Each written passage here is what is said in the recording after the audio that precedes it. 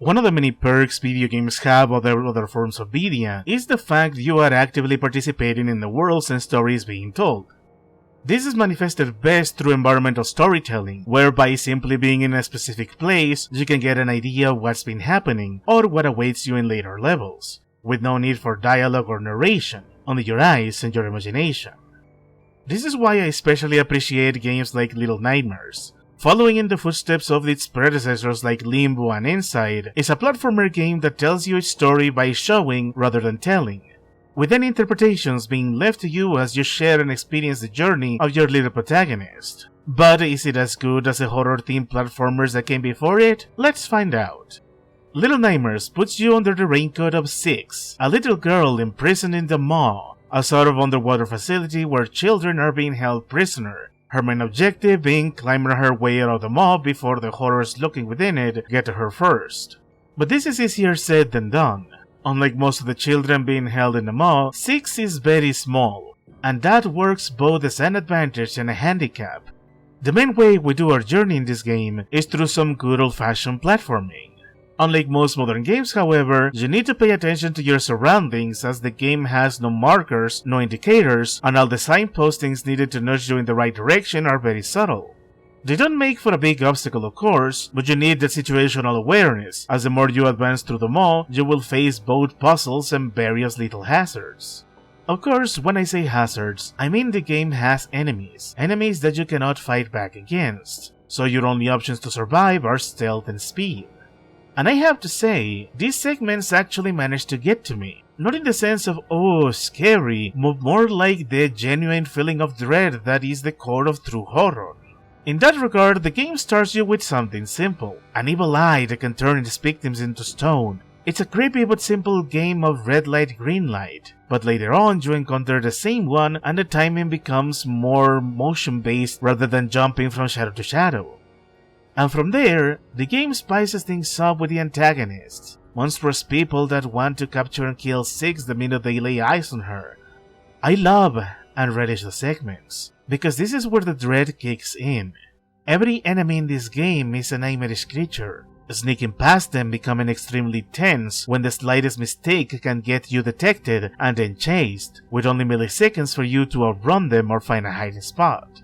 It is the outrunning these enemies part that makes the dread you feel pay off into some sweet scares. To see these creepy enemies lurking and lumbering around all of a sudden getting your path and showing that they can and they will catch you made some of those chases downright terrifying. Made even more deliciously scary whenever the game pulls an ambush on you and safe areas suddenly become hostile. But of course, this type of horror is not complete without atmosphere. One detail I always love in games like this is whenever the game makes sure to remind you just how small and vulnerable you are. As the game's story is entirely told via environmental storytelling, there is no clear explanation if Six just happens to be very small or the Maw and its denizens are huge. Either way, the game has some amazing large-scale shots that just show you the overwhelming size of the areas you are in.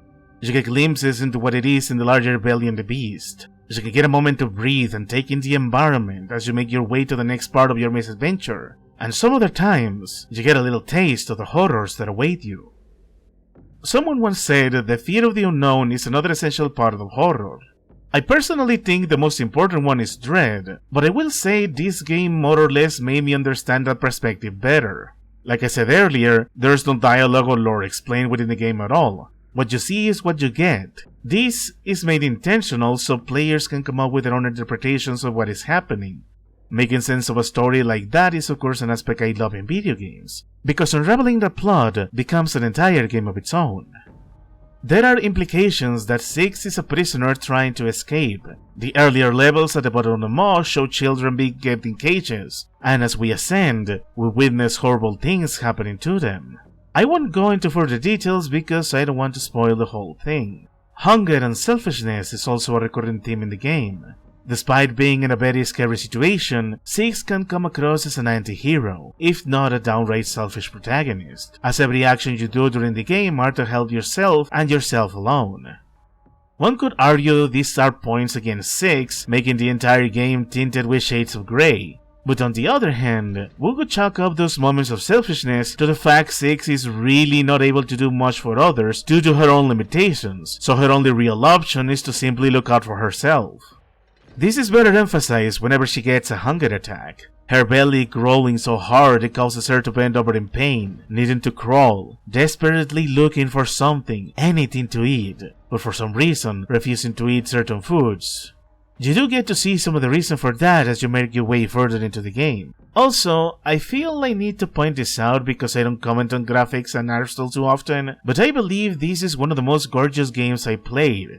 Yeah, the art style is creepy and disturbing, and every enemy you encounter is nightmarish and disturbing, but it's the way everything is presented that makes it stand out so well, to the point this game at times feels like I am in a Burton movie. I would love to say this experience is perfect, but I do have to point out a couple of minor flaws. Just some minor hiccups into what is otherwise a fantastic game. Because this game is a 3D platformer, as opposed to being a pure 2D platformer, that means there is a little more precision needed when you move from one place to another. It's not too hard, but depth perception is a thing, and I did find myself stumbling to my death a couple times.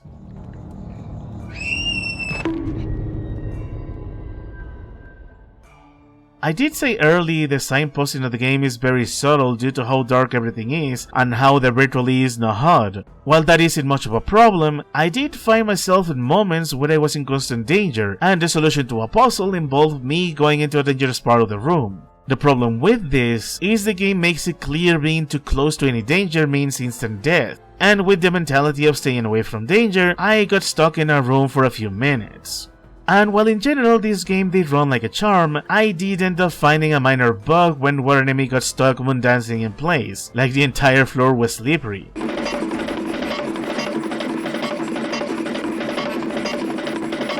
More of a funny thing than an actual problem. Dying or reloading a checkpoint fixed that. I don't mind these issues too much because I can understand a lot of that was on me. After all, when you are going blind into a game, you are bound to stumble around a bit, and that's okay, because that's what replayability is for. Since the game is nice and short at around 3 to 5 hours, replaying it again is very recommended. Either to grab collectibles you missed, to have a new run you are more aware of the obstacles around you, and of course, to either do a no death or a speedrun challenge. Mileages may vary, of course, but this is why I'm a big proponent of replaying your games. So with everything said and done, I think Little Nightmares is a great little game. My only regret is that I got it for free during a giveaway on Steam. I plan to buy the DLC sometime in the future, but this is the kind of game where I feel the developers more than earn the price of admission.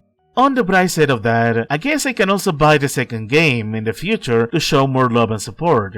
I am glad it managed to get a second entry, because most little games like this never go beyond being what I like to call one-shot experiences. I feel some of these games could seriously benefit from sequels to continue improving and expanding on their ideas. At the very least, I am glad this genre of platformers has expanded since the days of Limbo. I know these don't really cause that much of a splash or spark that big of a conversation, but the fact they have become their own little niche makes me happy. It is the kind of variety I come to appreciate from video games, and the main reason I have yet to get tired of this hobby.